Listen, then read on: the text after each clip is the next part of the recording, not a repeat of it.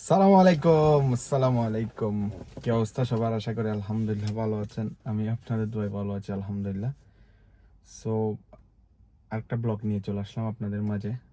So সবাই জানেন আগামীকাল মধ্যপ্রাচ্যে রমজান শুরু। আলহামদুলিল্লাহ সবাই আলহামদুলিল্লাহ বলি। আল্লাহ আমাদেরকে আরেকটি রমজান দিয়েছে। সো আমরা আজ যাচ্ছি, আজ শুক্রবার আমাদের ডিউটি অফ। সো আমরা আজ যাচ্ছি রমজানের বাজার করতে।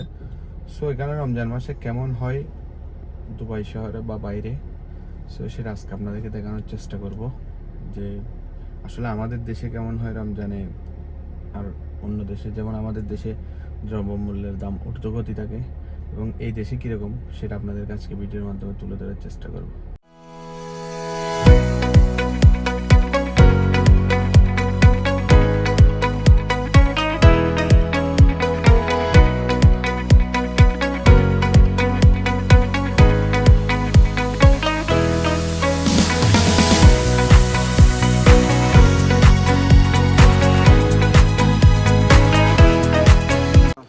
এখন আমি চলে আসলাম দুবাইয়ের স্বনামধন্য নামকরা মার্কেট ক্যারিফোর, অর্থাৎ সবাই যারা দুবাই আছেন তারা অবশ্যই জানেন। এবং আমি আপনাদেরকে এই ভিডিওটা দেখানোর চেষ্টা করছি রমজান মাস আসলে যে তারা আসলে কিভাবে যে মরিয়া হয়ে ওঠে সব কিছু সস্তা দেওয়ার জন্য। আর আমাদের দেশে স্বনামধন্য ব্যবসায়ীরা আছে যে কিভাবে ডাকাতি করবে রমজান মাস আসলে। সারা বছর তো চুরি করেই, রমজান মাস আসলে ডাকাতি করবে। আপনারা অবশ্যই ভিডিওর মধ্যে দেখতেছেন যে দ্রব্যমূল্য কীভাবে যে প্রাইস লাগামহীন করে দিয়েছে তারা।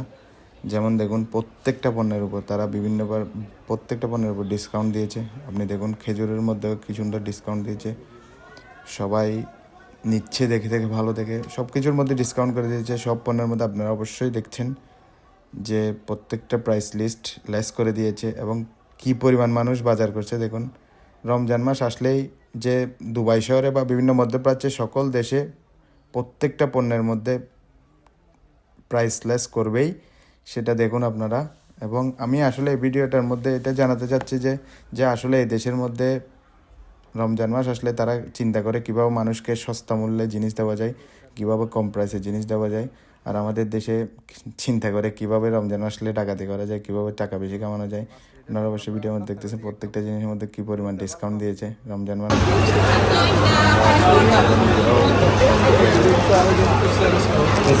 সো আমরা নিজেরাও বাজার করতেছি রমজানের জন্য, সব কিছু নিচ্ছি এবং আপনাদেরকে দেখানোর চেষ্টা হচ্ছে।